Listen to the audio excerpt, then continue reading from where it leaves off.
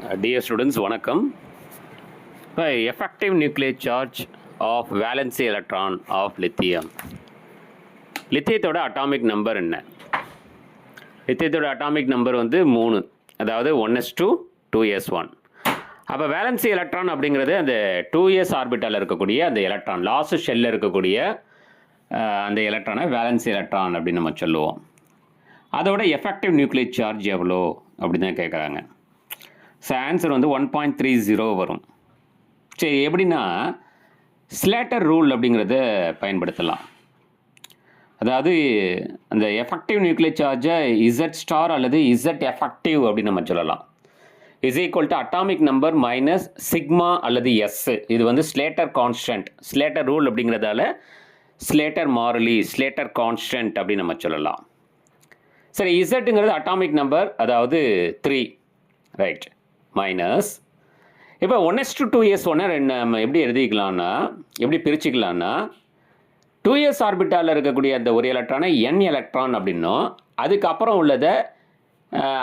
உள்ள ஷெல்லை வந்து n-1ன்னும், அதுக்கப்புறம் ஏதாவது இருந்ததுன்னா இன்னர்னு வச்சுக்கணும்.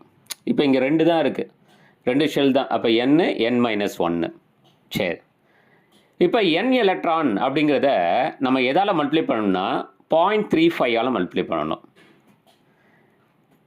அடுத்தது n-1 எலக்ட்ரானை நம்ம எதால் மல்டிப்ளை பண்ணணும்னா 0.85 மல்டிப்ளை பண்ணணும். இப்போ இந்த இடத்துல வாங்க, இந்த வேலன்ஸ் எலக்ட்ரான் 1 தான் இருக்குது. அப்போ அதுக்கு தான் கண்டுபிடிக்க போகிறீங்க. அதை தவிர அந்த ஷெல்லில் வேறு எந்த எலக்ட்ரானும் இல்லை. அதனால் நான் என்னங்கிற இடத்துல 0ன்னு வச்சுக்கிறேன். அப்போ 0 × 0.35 புரியுதுங்களா? இதே வந்து nth ஷெல்லில் 2 எலக்ட்ரான் இருக்குன்னு வச்சுங்க, நான் ஒரு எலக்ட்ரானு கண்டுபிடிக்க போகிறேன். அப்போ நாம் என்ன பண்ணணும்னா, அந்த ஒரு எலக்ட்ரானை விட்டுட்டு 1 × 0.35ன்னு வச்சுக்கணும். இந்த nth எலக்ட்ரானில் தான், nth ஷெல்லில் தான் ஒரு மாற்றம் வரும்.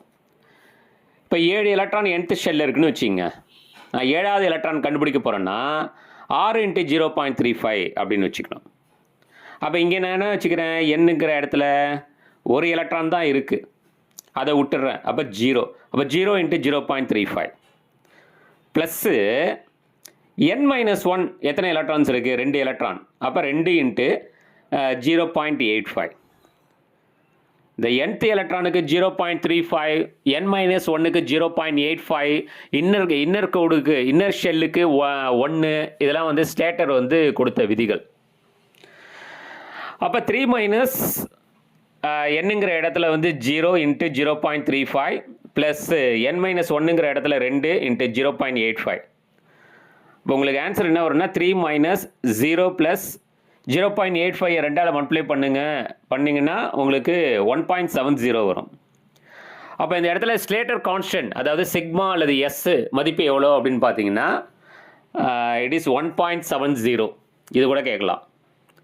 இப்போ நீங்கள் என்ன பண்ணணும், 3 - 1.70 ஆன்சர் வந்து 1.30. இதுதான் அந்த வேலன்சி எலக்ட்ரானோட எஃபெக்டிவ் நியூக்ளியர் சார்ஜ்.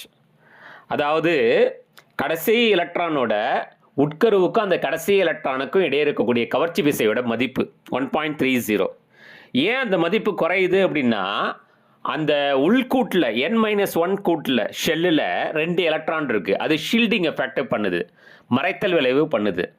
அதனால தான் வந்து லாஸ்ட் எலக்ட்ரானுக்கு அந்த கவர்ச்சி விசையோட மதிப்பு என்னவா இருக்குன்னா 1.30 அப்படின்னு வரும். சரிங்களா?